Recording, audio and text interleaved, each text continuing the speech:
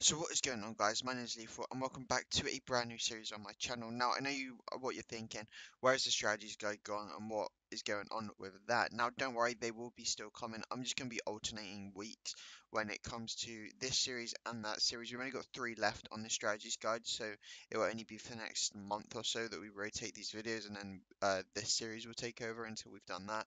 However, we just I just wanted to do a new series because I've had this series in my mind for a long time. It's something that I've wanted to do, and yeah, so basically what it is a CT setup guide, a bit like the strategies guide, but I'm gonna or try and help, I guess is the best way to phrase it, to see or help people CT side. Now by any means I'm not perfect. These setups are just setups that I've seen teams use, and things that I've seen in my Faceit games and so on and so forth. Just some setups that hopefully will help you hope you win or help you win. So without further ado, we're gonna get into them. I think I've got about 6 or 7 setups to show you, and yeah. So without further ado, let's jump into the first one. So the first strategy or the first setup we're going to look at is a standard hold on Mirage.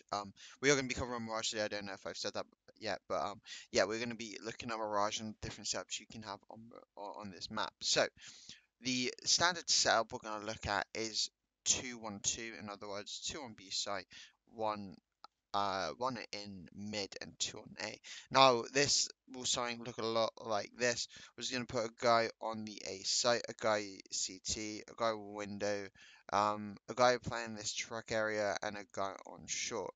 Now this is just the standard setup, and it can be put into different variations of this. And what I mean by that is this is a standard setup, how you would, I guess, play at the lower levels. However, another setup you can do is a guy playing retake on A. So the what I mean by that is he wouldn't fight if they, or he wouldn't try and retake the bomb site on his own. He'll wait for his team. You then play a guy in connector, a guy in mid, a guy in short, and a guy in the truck area. Roughly, he might not have to play on the truck. He can play somewhere else on B site. This just means that the mid guy has a lot more help. And because these two are in such close areas to each of their respective sites, they can get their back there quicker. So yeah, that is just a standard hold. That is usually those two are usually the two that I commonly see when it comes to teams. So let's jump into the next one. So now we're going to be covering something you may want to do on eco rounds, or when you have a good feeling in certain parts of the round that they're going to be hitting a certain site. So these are known as stack plays. Stack plays is kind of given away in the name. You stack a certain part of the map. For this part of the video, we're going to be covering the B site and how you might stack it and where people might play. Because that's basically the aim of these videos, is to kind of give you some pointers on positions where to play and how to work off of each other, because hopefully I can try my best to help that happen. But if you already know it, then that's perfect. So the main aim of stacks is to be able to put yourself in positions where you can crossfire with your teammates and get the kills. It's the ultimate aim is to have the T side completely bamboozled by what you're doing. What I mean by that is when they shoot at somebody, they then get shot at by somebody else. That's the aim of a crossfire, and that way you should be able to rattle off kills. It should be a trade game in a sense where you end up with more people than them they do. So I would recommend usually you can do 4 on a stack. If you want to do 5, that's completely your choice. I tend just to leave a guy on A on these B stacks, playing the retake just in case they do so there, and then we shift our defense accordingly. So how might we do a B stack? Now, the aim of a B stack, as I say, is to try and set up these crossfires so that when they jump out, because this is such a narrow choke point, that they can just be funneled through. Now, I would usually play a guy on short and a player guy bench. This means that if they're walking out, this guy and this guy are both going to be the people that take first contact, right? Their jobs, if they can, is to stay alive. Stay alive and wait for their teammates, or wait until the T's jump down to buy them. I would usually boost a guy into the box because this guy has a good vision over this whole bench push, and then play a guy either back sight or um you can even play him far back as market. However, I would tend to keep him towards the site. I would probably recommend playing backside as the best option, or play him under this window. under this window or here. I would probably say this one is the better out of the two, just so that then they have got these crossfires. So this guy takes the contact when they jump out. They are more, if it works to perfection, these T's will be looking at him rather than this guy. So sorry, I know that's really bad. And then same vice versa. If they come out here, they're going to be focusing on this guy. So when they jump down, they shouldn't be checking the box. That box is one of the most overlooked spots in the whole of CS. But yeah, that is how I would do a B stack. So now let's jump into the A stack. So now let's cover the A stack and how I would recommend playing the A stack. So I would usually leave a guy on B, yet again playing the retake just so you have that information. Now the 4A players, how would you position them? Now A is a bit different because it is more open. The same with B, you do have to worry about the whole mid push, but you can kind of counteract that. So I would usually put a guy triple. This guy triple can then have vision all the way onto short. If he gets contact, then he just tries to back off and play sight. I would, if you can, if you've got enough money, buy smoke to smoke off ramp straight away and try and get a guy into sandwich. This way, he has got the push onto where I'd play another guy, which is under Palace, playing the very corner of these boxes. This means if they walk out, they have to shoot him, and you hope they overlook Sandwich, and that guy could potentially get multiple kills depending on what these people do. So there's three, and the fourth guy I would tend to just put on default. This is just kind of for two reasons. One, if they come out of Palace, he's got the Palace push, but it also means this guy can swing if he needs to trade the kills. As well as that, then you have the information Palace if they come out. So that is how I would do a stacked A hold. And yeah, let's jump into the next one. So for the final two parts of this video, I'm going to be covering the aggressive styles you can play on each part of the map. So on B, on A, and on mid. These are just some stuff that I tend to do when I play with groups and stuff that I have seen pros teams do.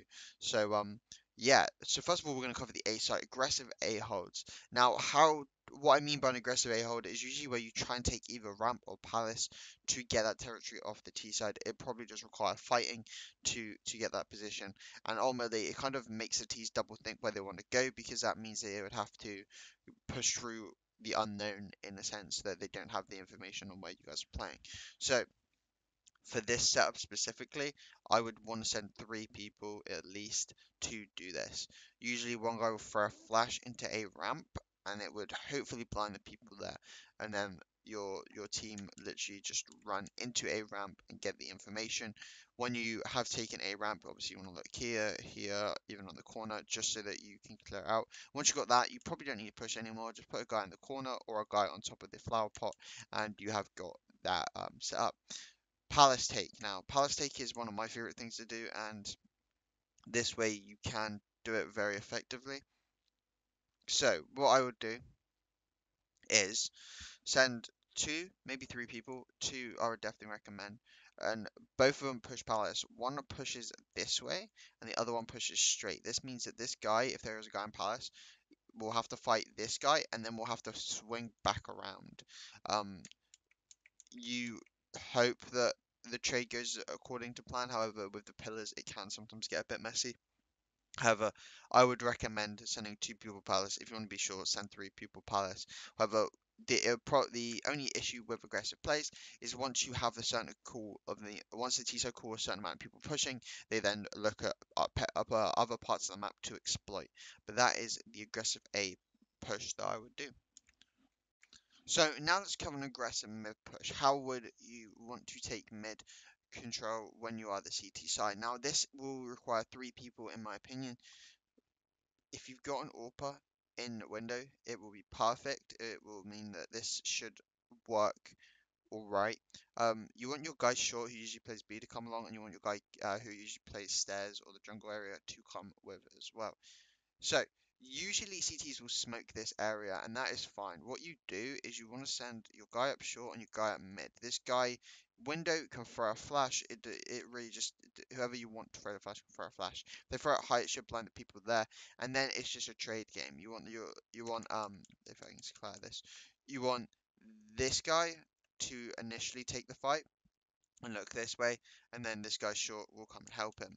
Once you've got, if you establish there's nobody mid, then this guy can jump underground and hold the underground push, and then this guy can even go back short, and then this guy can go back A. But I would always send 3 people. Make sure you use your flashes. If you're worried about the boxes, make sure you Molotov it out. That way you can then cover every basis. And as I say, once you've got mid control, just put the AWP underground. You can leave a guy mid as well. I forgot to say that. Leave a guy mid just so you got the mid push, and that way they cannot take mid control, and then that third guy can sort of be a flex to either B or A. So that is how I would do an aggressive mid take.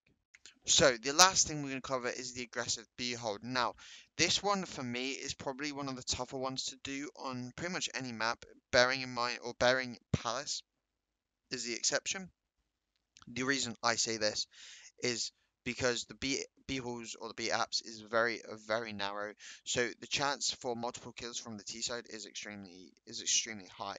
So I wouldn't recommend taking full control of B apps. I don't recommend pushing this far or even this far into B apps. I would make sure you stay in this sort of area, and how I'd do it is this: 2 people, 2 to 3 people, depending on how much information you have. I would recommend 2 people just because it's safer. If you can get an AWPer, perfect. If you can't, it doesn't really matter. So what I would do is initially smoke here. There's a smoke that you can do where you line up with the top of the wood and throw it, and it throws deep. This way it allows you guys to jump from truck onto the balcony. This is a common check spot, but I would play a guy there, and I would have a guy hold here. Now, if you want to take the risk, this is how I would take full apps control. So same thing with that smoke, and then you want this guy to shoulder peek, because this, if you're here, there's an angle to watch that. If he shoulder peeks and gets any contact, they are probably going to shoot at him, and he will also, if he sees someone, it will also come up on the radar. So then if he's established no one's there, just smoke deep apps, and then you can bring a guy here, and if you've got an AWPer, the guy can play here and they can play there watching the narrow angle into the push. But yeah, that's how I would take B apps control. So guys, I hope you have enjoyed this first episode of the CT setup guide. Now, I know it's probably been a bit all over the place, and if there's any improvements that you would recommend, please leave them down below. I'm always open to any sort of feedback, and just try and improve the content that I'm bringing out. As I've said before, thumbnails are coming in the future. It's just taking a bit of time for me to get my artistic designs and artistic side on, and to make them look somewhat decent. But as I say, I hope you have enjoyed this episode. Please like, comment, subscribe. Stay tuned on my Twitter. It's the very latest when you can get the videos come out. Other than that, guys, have a great day, and I'll catch you next time.